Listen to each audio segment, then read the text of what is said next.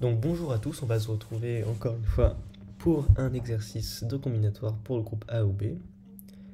Et le noncé c'est le suivant. Donc vous considérez un entier n et l'idée c'est que vous allez choisir n plus 1 entier parmi les 2n premiers entiers.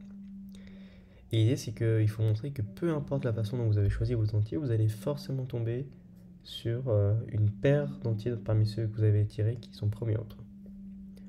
Et dans un second temps, on va essayer de montrer que aussi peu importe comment vous avez tiré vos entiers, vous allez trouver donc deux entiers dont le premier divise le second. Donc je vous laisse réfléchir et si jamais vous n'avez pas trouvé, je vais donner une petite indication.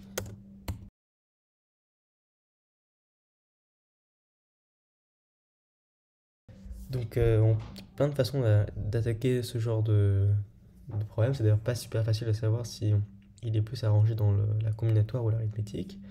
Une idée, ça pourrait être de commencer par les petits cas, faire des jeunes cas. Mais en fait, on va voir que c'est un exercice où le principe des tiroirs va être assez efficace.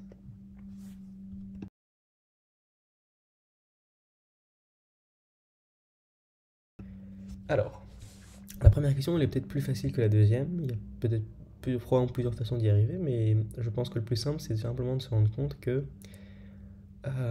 donc on a un principe des tiroirs à appliquer, on a n plus 1 en entier qu'on tire, et donc du coup, en fait, il nous faut n tiroirs.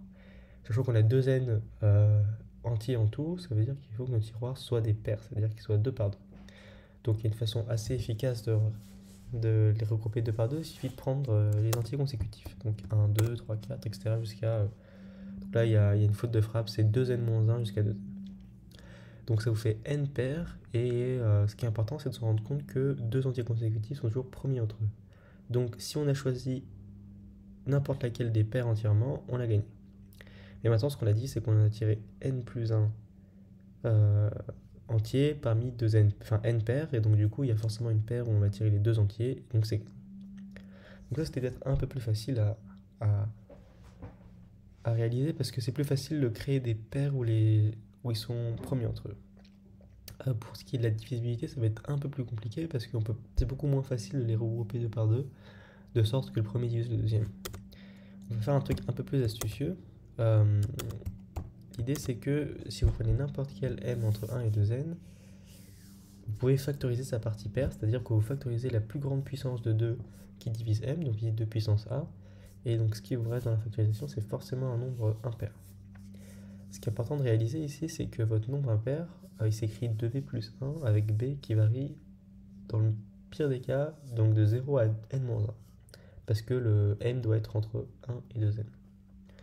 Donc qu'est-ce que ça veut dire? Ça veut dire que là, vous avez n valeurs différentes pour b. Donc si vous appliquez le principe des tiroirs, vous voyez qu'il y a deux entiers m et m' qui vont avoir en fait le même entier b dans leur décomposition de puissance a facteur de 2b plus 1. Donc c'est-à-dire que vous avez deux entiers dont les parties impaires sont les mêmes. Et donc du coup ils diffèrent que par leur partie paire, mais s'ils diffèrent par leur partie paire, ça veut simplement dire que l'un des deux est plus divisible par 2 que l'autre, et donc du coup en fait que l'autre le divise.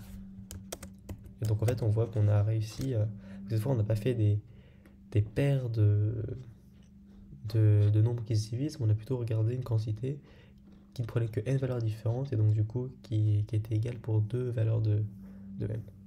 Et donc du coup ça me donne aussi une paire dont le premier divise le second. Donc à la prochaine.